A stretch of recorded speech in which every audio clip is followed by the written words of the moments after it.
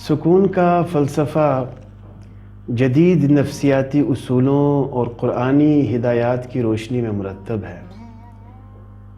اس کے بارے میں تفصیل سے جاننے کے لیے میری ویب سائٹ کا مطالعہ کیا جا سکتا ہے اور میرے بہت سے دوسرے مضامین سے انسانی نفسیات کے مختلف پہلوؤں کو سمجھا جا سکتا ہے۔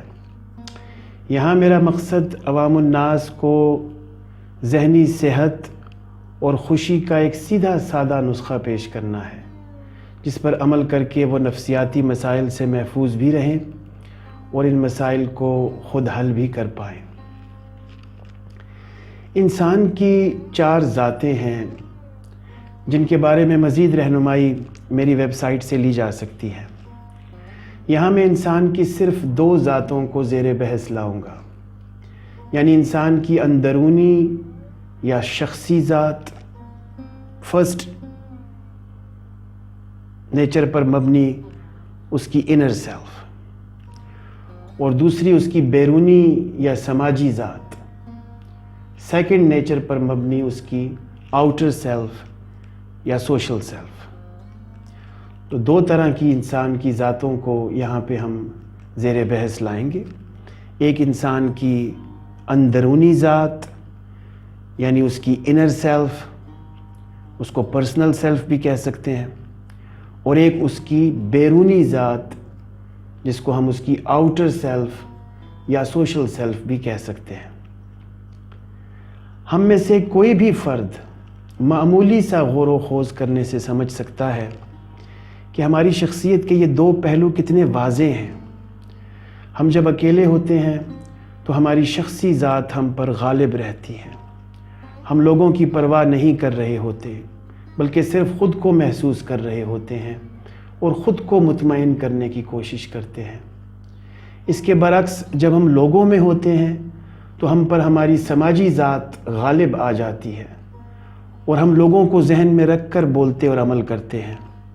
انسان کی شخصیت کے یہ 2 پہلو، یعنی اس کا شخصی پہلو اور اس کا سماجی پہلو، یہ دونوں ہی اس کے ساتھ ساتھ چلتے رہتے ہیں۔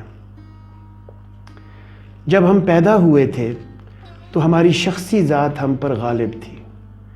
ہم صرف اپنے بارے میں سوچتے تھے اور اپنے جذبات کا بلا خوف اور برملا اظہار کرتے تھے۔ دوسروں کی پرواہ کرنا ہماری مجبوری نہیں تھی۔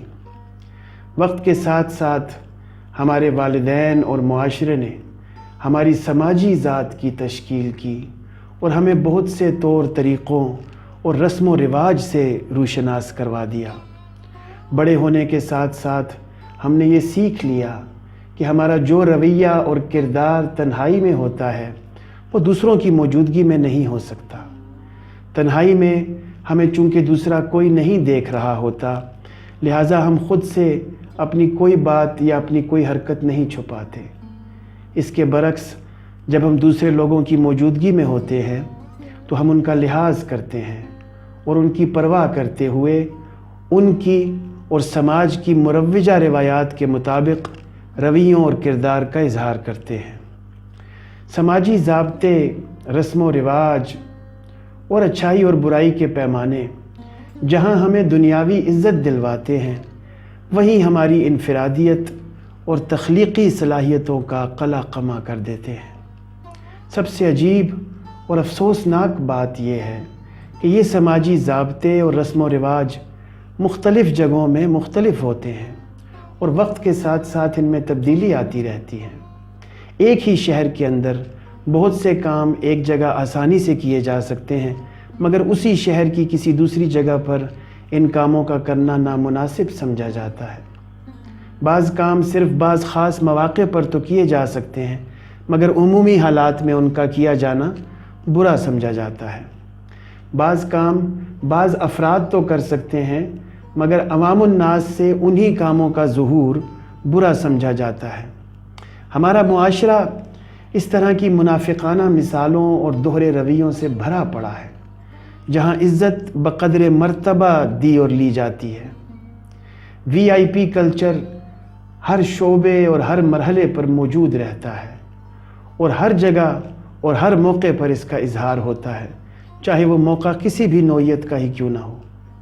اسی VIP کلچر کی مثالیں ہمیں ہمارے گھروں میں، سڑکوں پر، دفاتر میں، مساجد میں، خانقاہوں میں، بازاروں میں، الغرض ہر جگہ دیکھنے کو ملتی ہیں۔ دوسروں کا احترام کرنا اور خود پر جبر کر کے قربانی دینا ایک اچھا اخلاق تو ہے، مگر اس کی بنیاد کی طرف توجہ نہیں۔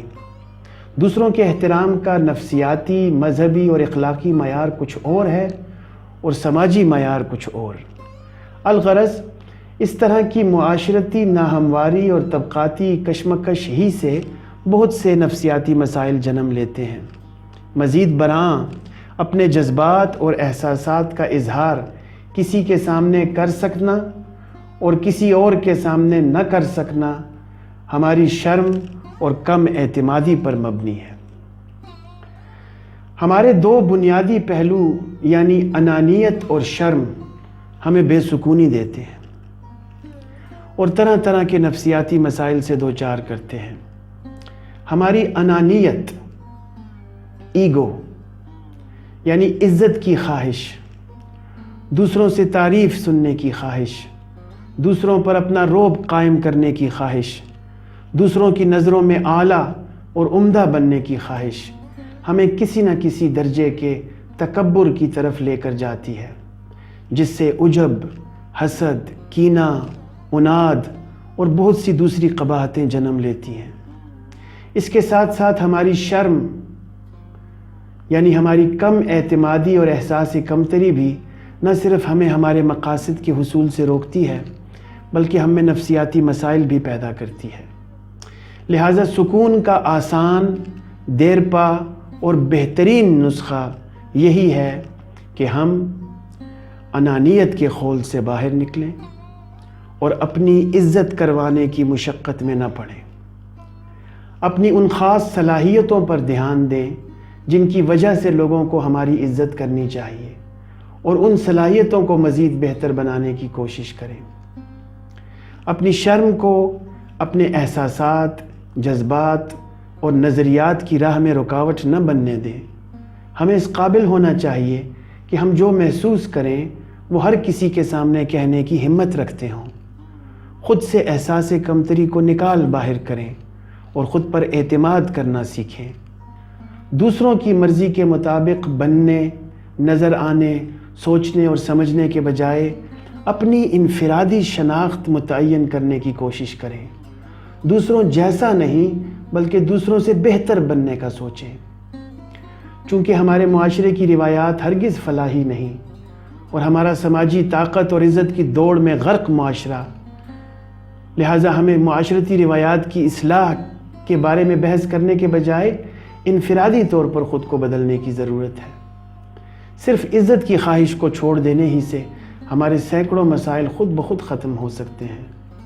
لوگ کیا کہیں گے کہ حصار سے باہر نکلنا ہماری نفسیاتی اور ذہنی صحت کے لیے بہت ضروری ہے۔